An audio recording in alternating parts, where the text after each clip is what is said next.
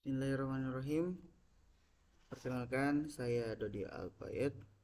Saya kelas 3A, jurusan Pendidikan Bahasa Arab, Fakultas Tarbiyah dan Keguruan UIN Sunan Gunung Jati Bandung, akan menjelaskan tentang asimilasi dan desimilasi.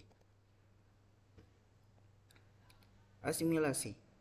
Pengertian asimilasi. Dalam ilmu bahasa, asimilasi adalah proses di mana dua bunyi yang tidak sama disamakan atau dijadikan hampir bersamaan. Dalam bahasa Arab, asimilasi ini terjadi ketika suatu bunyi terkontaminasi oleh bunyi lain di dekatnya sehingga menyebabkan bunyi itu mirip atau terdengar sama dengan bunyi lain di dekatnya, baik dari segi tempat keluarnya bunyi maupun dari segi sifatnya.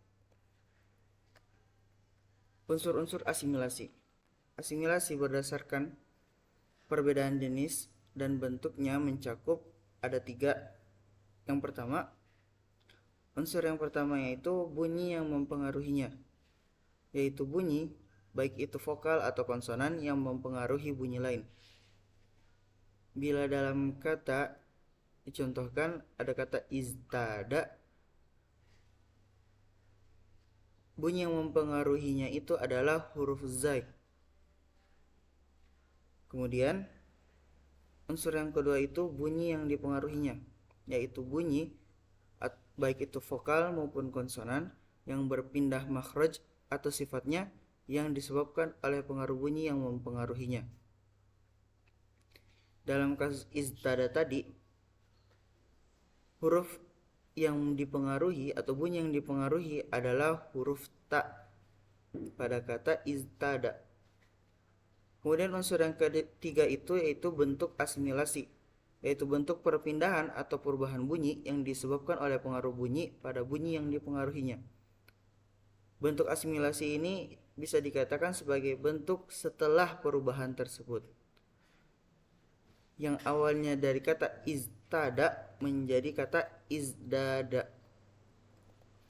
Kemudian selanjutnya, pembagian dan macam-macam asimilasi. Pembagian asimilasi menurut letak bunyi yang diubah terbagi menjadi 2. Yang pertama itu asimilasi progresif, yaitu asimilasi yang mana bunyi yang berada di belakang mempengaruhi bunyi yang ada setelahnya. Contohnya seperti pada kata iztada yang tadi, yang berubah menjadi izdada, yang dimana huruf yang mempengaruhinya itu adalah huruf zai dan huruf yang dipengaruhinya itu adalah huruf ta. Kemudian yang kedua, asimilasi regresif, yaitu asimilasi yang mana bunyi yang mempengaruhinya itu terjadi ketika bunyi setelahnya mempengaruhi bunyi sebelumnya.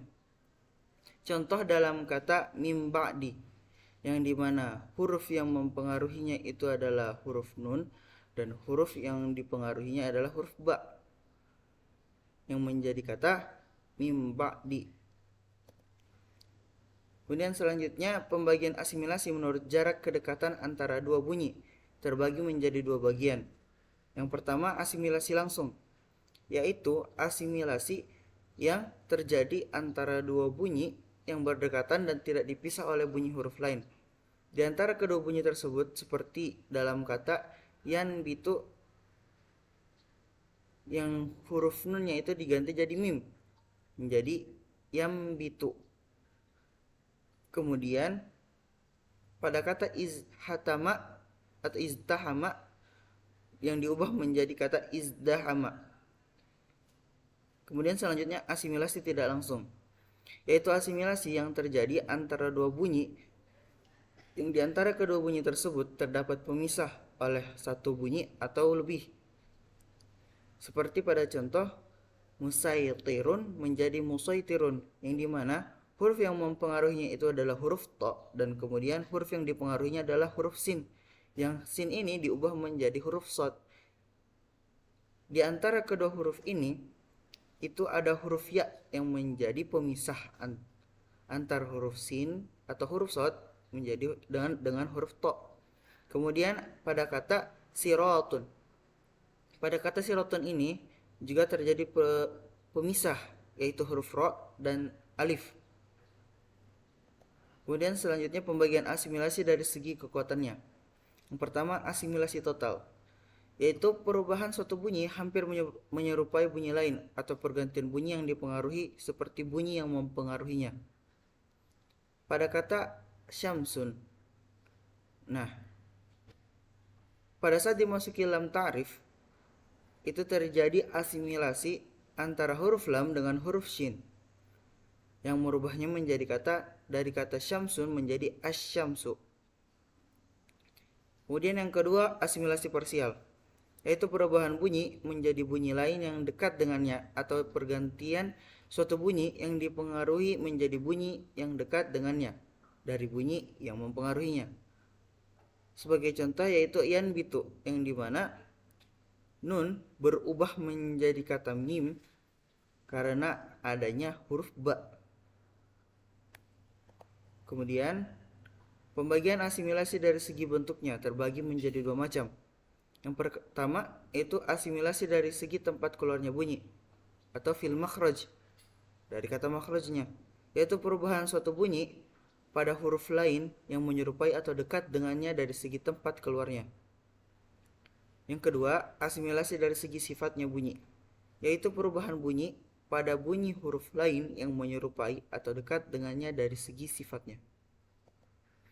Kemudian pembagian yang kelima yaitu pembagian asimilasi dari segi jenis-jenis bunyinya, terbagi menjadi 3 bagian. Yang pertama, asimilasi antar bunyi konsonan, yaitu asimilasi yang terjadi di antara bunyi-bunyi konsonan.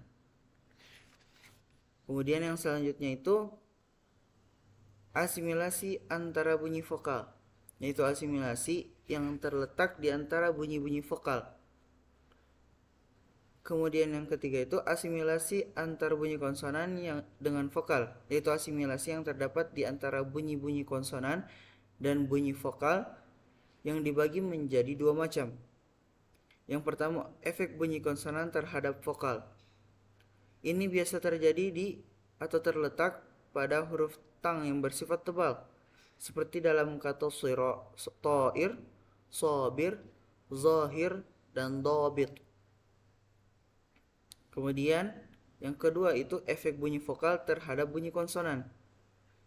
Ini biasa terjadi atau menjadi lebih majunya tempat huruf qaf di bawah pengaruh vokal kasroh, seperti pada kata faqila, dan menjadi lebih terbaikannya tempat keluar bunyi ain di bawah pengaruh vokal dhammah panjang, seperti dalam kata laju. Kemudian selanjutnya itu desimilasi. Desimilasi merupakan perubahan bunyi dari 2 yang sama atau mirip menjadi bunyi yang tidak sama atau berbeda. Desimilasi juga merupakan kebalikan dari asimilasi. Bisa dikatakan bahwa desimilasi ini itu merupakan perubahan suatu bunyi karena adanya pengaruh bunyi yang lain, tetapi perubahannya itu pada kata asimilasi ini menjadikannya mirip atau sama dengan huruf yang mempengaruhinya. Berbeda dengan disimilasi, ini malah menjadi berbeda dengan huruf yang mempengaruhinya.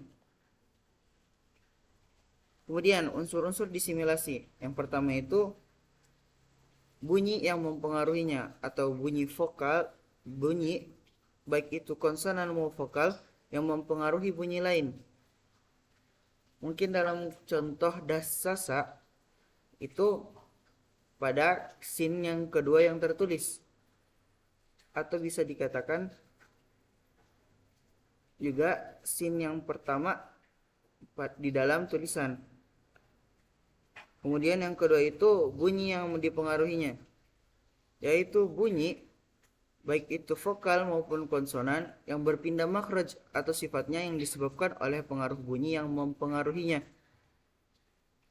Contoh dari bunyi yang dipengaruhinya itu dalam kata dassasa ini merupakan sin yang terakhir atau bisa dikatakan sin yang ketiga.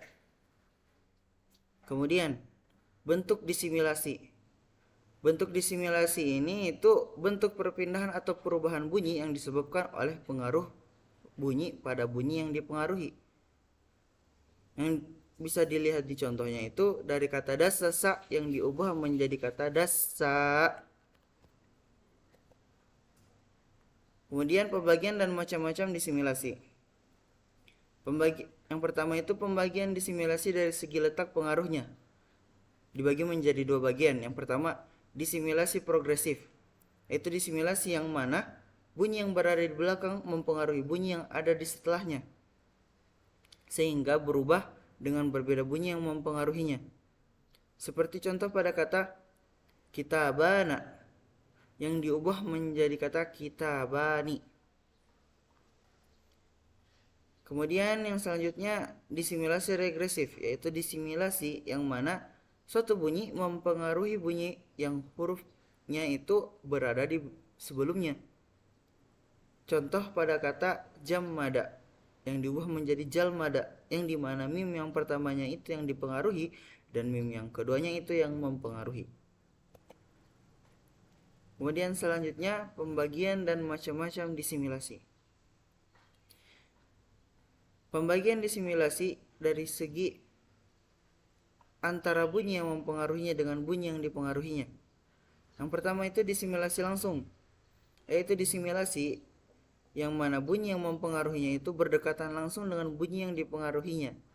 Seperti dalam kata ijaso menjadi injaso, yang dimana yang mempengaruhinya itu huruf jim yang pertama, kemudian yang dipengaruhinya itu huruf jim yang kedua.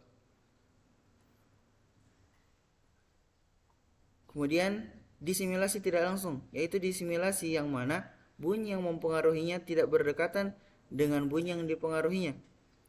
Contoh dalam kata Baghdad. Dalam kata Baghdad ini, huruf dal yang dimana dia yang mempengaruhi itu tidak berdekatan atau berpisah, yang dipisahkan oleh huruf alif dengan huruf atau bunyi yang dipengaruhinya, yang awalnya berubah dari kata Baghdad menjadi bunyi Bagdan.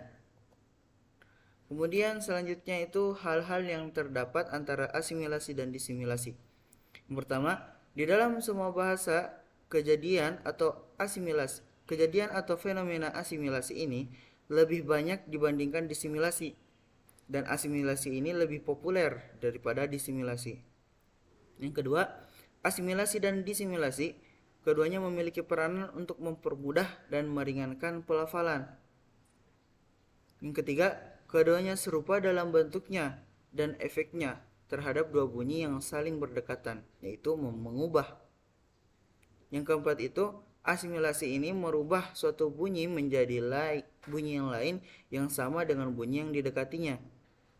Berbeda dengan disimilasi yang merubah suatu bunyi pada bunyi lain yang berbeda dengan bunyi yang ada di dekatnya.